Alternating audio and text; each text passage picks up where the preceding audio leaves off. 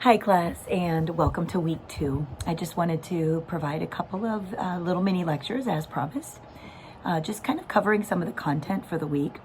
This class is really understanding and learning more about psychology as a discipline overall.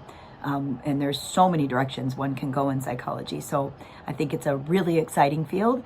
And we're just going to be basically touching on kind of all the areas that you can choose as a discipline.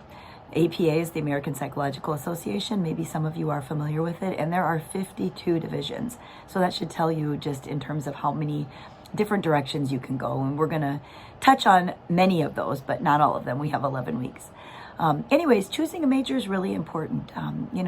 It sort of guides your path in terms of the classes that you end up taking and the experiences that you have in school. And so I wouldn't take it lightly. You certainly have the option of changing majors if you start a major, so it's not the end of the world if you choose one path and suddenly it just doesn't seem like a good fit. But if you end up with a major, it is foundational in kind of your next steps.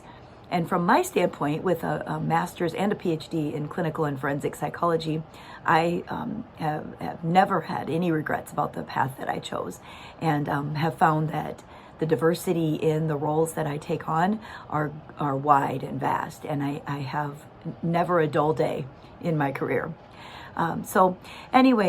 Choosing a major is not something to take lightly, and you have lots of opportunities at the University of Minnesota Duluth and the whole kind of university system to learn more and access faculty and study some of the areas of expertise within each division or within each major. And so I hope you really take advantage of this class and read your materials.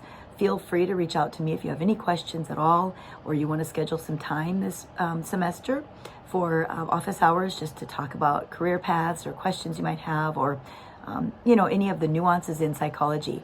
I have a pretty long history with this discipline and have tapped into several areas in terms of being in private practice, conducting research, being in leadership roles, being in the world of forensics, being a clinical person and doing clinical work and supervision. So again, definitely reach out if you have specific questions, but review your text, look at your modules online, and access any other resources. And I'll try to make sure that we're posting some little mini lectures to also sort of guide you.